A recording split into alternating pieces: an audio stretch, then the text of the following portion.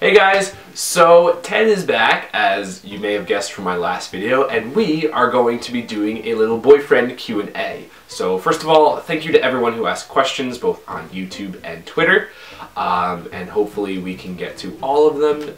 Some of you asked more than one, so we're going to try to incorporate them as best as possible, but here we go. So first, we'll start with YouTube. Empty Vlog asks, how did you two meet, and describe your first date? We actually met on Grindr. A lot of people say bad things about that, but it served its purpose for us. Because we've been together for almost 2 years now, so it's good. Yep. So our first weekend together, was kind of our first date, and Friday night we hung out at the hotel, and then Saturday we went into New York City, and then on Saturday. That night I took him to one of my favorite restaurants in New York City, TheOriginalAlexYee. It's a good little hole-in-the-wall Mexican restaurant. Great place. Recommend you look it up. But anyway, we were there and eating and all that, and this part. he put his napkin up on the table, and just an etiquette thing, and I jabbed fun at him for it later on, and he got pretty upset at me just because he put it on the table before everyone at the party, in the party of the two of us, was done eating. The party of the two of us. You're supposed to wait until the whole meal is done and then put it up. But comment below if you knew that apparently you're not allowed to put your napkin back up on the table before the meal is done in a restaurant, mind you. In a restaurant. Proper etiquette. Let's fill in the rest of it though. We were actually on the subway after dinner when he pointed out to me. He said, dinner was great, except there was like one little thing, etiquette wise, and I'm thinking, oh my god, did I chew with my mouth open? Were my elbows on the table? Like I actually put my napkin on my lap. You are talking over me to cover your ass right now. Anyway, and so I'm like, what did I do? And he's like, oh, you put your napkin up on the table too soon. And I'm like, what? That's a thing? And then I was also mortified, so I admit I actually was so embarrassed I felt like I was going to cry because it was my first date and I felt like he was judging me because that was poor etiquette and I felt terrible. Other than that, we had a great weekend together. We went to several art museums, which was a lot of fun, and it was great because I learned that military discount gets you lots of places. Which you didn't even know some of those we were going to get for free. And then I think probably the highlight for me was we went to Central Park and we not only walked around the park holding hands, but we also shared a nice kiss on one of the rocks there. It was our first public kiss, I guess. All in all, it was a great weekend, and we joke about some of the parts of it, but I wouldn't have changed it at all. So, Will Malduck asks, is the move-in, marriage, or kids in the future? No. None of the above. Kidding aside, I mean, yes to all of the above. They're all in the future. As far as when, we don't really know. It's like, that's not something you can really plan out. You can't put this is exactly when you're going to do all of them. It's really just going to go with it. But we have talked about all of them very seriously. This isn't news to us. So we do want to get married. We do want to have kids. And then obviously moving in is just kind of one of those things that you have to do for it to be successful. Usually, yeah. For it to be successful. Yeah. Ernest Her Son Ma asked, or rather said I should say, you've mentioned before that you are half Chinese and it was Chinese New Year this past week. Yeah. Did you and your family celebrate it? It's funny you actually asked that now because what did we do yesterday? We celebrated Chinese New Year. We celebrated with my dad's entire side of the family. It wasn't just me, my parents, and Ted. And I might have mentioned this before, but my dad's side of the family, the Chinese half, is still kind of adjusting to me being gay and having a boyfriend and everything. But Ted was invited up, and we had a great time. It was a lot of fun. We went to an awesome Chinese buffet that I always go to and introduce Ted to, and no, it really went as well as I think it could have gone. So yay!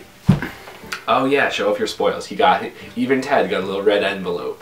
And wrapping up the YouTube questions, we have Stephanie Fantabulous. Love the name. Very catering to two gay men.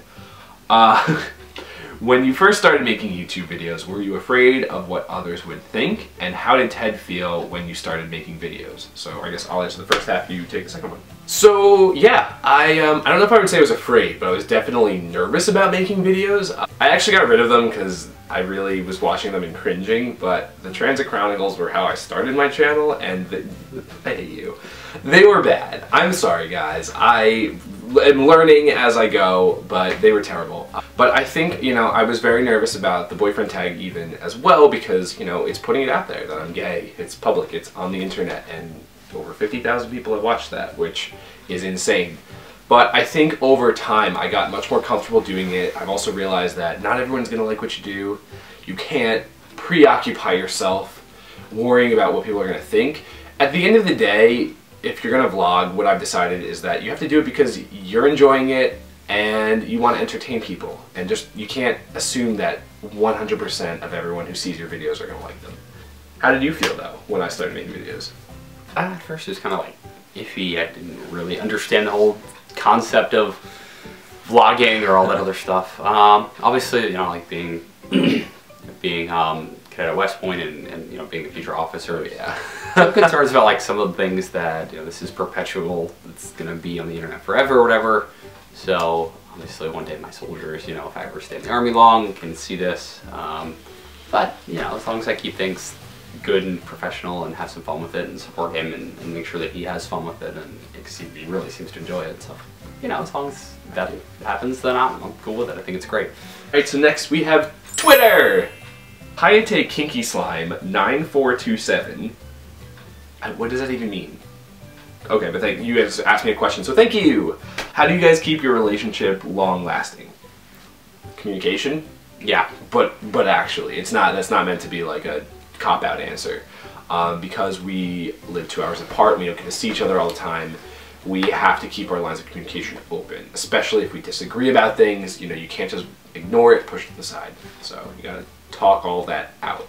Like on a more positive note, I say a tip I have is, you know, keep things interesting. Like surprising each other is something we like doing, you know. I surprised Ted with a trip to London this summer. I don't think I've even told you guys this. We're going to London this summer. TJ says, hey guys, who is better, May or Dawn, and why? You have no idea what this means, do you? Are they Pokemon characters? Wow! You know, Ted's learning Pokemon, but see, that's from the anime though, so I wasn't sure if you would know that. I want to hear your logic, and then I'll give you my answer. I say Dawn. Dawn's better. Yeah. Because? I like the name. I like the name. Okay. Yeah. No, I choose May. May was not only before Dawn, she originated yeah, okay. May was the first one to do the Pokemon contests in the show. I felt like even though she started out not really knowing much about Pokemon, she actually learned and grew as a character, whereas Dawn to me was always just like a little girl who just never grew up. So that's all for now. Once again, thank you to everyone on both YouTube and Twitter for asking us questions. Give this video a thumbs up if you enjoyed it. Please subscribe to my channel. I'm getting very close to 1,000 subscribers. I'm really excited about that. I'm such a nerd, because I'm so new at this, but to me that's a big deal. Thank you guys for watching, and we will see you next weekend. Bye!